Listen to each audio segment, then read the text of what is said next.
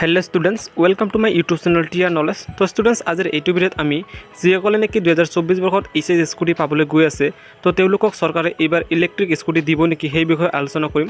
আৰু ছাত্ৰ-ছাত্ৰীসকল এইটো টপিকৰ ওপৰত অলৰেডি কেইজনমান ইউটিউবাৰ ভিডিঅ' আপলোড কৰিছে আৰু তোমালোকক মোক সুধি আছিলা যে এইবাৰ ইলেক্ট্ৰিক স্কুটি দিব নেকি। সেয়ে মই তোমালোকক আজিৰ এইটো ভিডিঅ'ত জনাই দিবলৈ চেষ্টা কৰিম যে তোমালোকক এইবাৰ চৰকাৰে ইলেক্ট্ৰিক স্কুটি দিব নে নিদিয়ে, আৰু যদি দিয়ে কেনেদৰে তোমালোকে এপ্লাই কৰিবা কমপ্লিট ইনফৰমেশ্যন দিম তোমালোকক। খালি তোমালোকে ভিডিঅ'টো অলপ স্কিপ নকৰাকৈ প্ৰথমৰ পৰা শেষলৈকে চাই থাকিবা আৰু ভিডিঅ'টো এটা লাইক কৰি দিবা আৰু চেনেলত প্ৰথমতে ভিজিট কৰি প্লিজ চেনেলটো ছাবস্ক্ৰাইব কৰি কাষতে থকা বেল আইকনটো প্ৰেছ কৰি দিবা যাতে এনে গুৰুত্বপূৰ্ণ আপডেটবোৰ তুমি সদায় পাই থাকিবলৈ সক্ষম হোৱা। তো ষ্টুডেণ্টছ বলা আমি আজিৰ ভিডিঅ'টো আৰম্ভ কৰোঁ। তো ষ্টুডেণ্টছ তোমালোকে সকলোৱে নিশ্চয় জানা যে অসম চৰকাৰে প্ৰত্যেক বছৰে হায়াৰ ছেকেণ্ডাৰী ফাইনেল এক্সামত যিসকল ছোৱালীয়ে নেকি 60% নম্বৰ লাভ কৰি উত্তীৰ্ণ হয় আৰু লগতে যিসকল ল'ৰাই নেকি 75% নম্বৰ লাভ কৰি উত্তীৰ্ণ হয় তো তেওঁলোকক চৰকাৰে স্কুটি প্ৰদান কৰে। আৰু এইবাৰো প্ৰত্যেক বছৰে ধৰে 60% নম্বৰ লৈ উত্তীৰ্ণ হোৱা ছোৱালী আৰু 75% নম্বৰ লৈ উত্তীৰ্ণ হোৱা ল'ৰাক চৰকাৰে স্কুটি প্ৰদান কৰিব।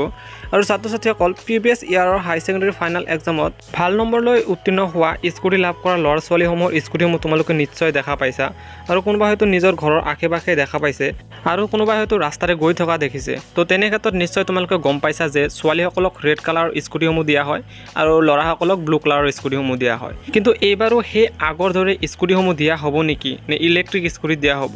তো ইয়াৰ আনসাৰ হ'ব নহয় ষ্টুডেণ্টছ, তোমালোকে কোনো ইলেক্ট্ৰিক স্কুটি তোমালোকক দিয়া নহ'ব।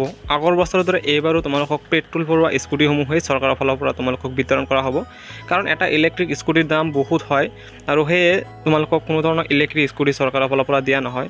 কাৰণ এটা ইলেক্ট্ৰিক স্কুটিৰ যি দাম সেইটো দি তোমালোকক দুটা পেট্ৰল ভৰোৱা স্কুটিসমূহ দিব পাৰিব চৰকাৰে। সেয়ে তোমালোকক কোনো ধৰণৰ ইলেক্ট্ৰিক স্কুটি দিয়া নহয়, তোমালোকক আগৰ বছৰৰ দৰে এইবাৰো ছেম পেট্ৰল ভৰোৱা স্কুটিসমূহে দিয়া হ'ব আৰু ল'ৰাসকলক আগৰ বছৰৰ দৰে ব্লু কালাৰৰ স্কুটি আৰু ছোৱালীসকলক ৰেড কালাৰৰ স্কুটিসমূহেই দিয়া হ'ব। তো ষ্টুডেণ্টছ তোমালোকে মিছা ভিডিঅ'বোৰ চাই এনেই কনফিউজ নহ'বা যে ইলেক্ট্ৰিক স্কুটি দিব বা আন কিবা কিবি দিব। তো তোমালোকে নিশ্চয় এতিয়া গম পালা যে তোমালোকৰ কোনো এইবাৰ স্কুটিসমূহ কোনো চেঞ্জ নহয়, আগৰ বছৰৰ দৰেই তোমালোকৰ স্কুটিসমূহ বিতৰণ কৰা হ'ব। তো ষ্টুডেণ্টছ আজিৰ ভিডিঅ'ত এইখিনি আছিল। তো যদি ইয়াত তোমালোকক কিবা সুধিবলৈ কথা প্লিজ কমেণ্ট কৰি জনাবা, মই তোমালোকৰ কমেণ্টত নিশ্চয় আনসাৰ দিবলৈ চেষ্টা কৰিম। আৰু ষ্টুডেণ্টছ যদি ভিডিঅ'টো অলপো ইনফৰ্মেটিভ লাগে প্লিজ ভিডিঅ'টো লাইক কৰি দিবা আৰু চেনেলৰ পোনপ্ৰথমবাৰ ভিজিট কৰিলে প্লিজ চেনেলটো ছাবস্ক্ৰাইব কৰিবলৈ নাপাহৰিবা। তো পুনৰ লগ পাম এনেধৰণৰ গুৰুত্বপূৰ্ণ ভিডিঅ'বোৰ লৈ।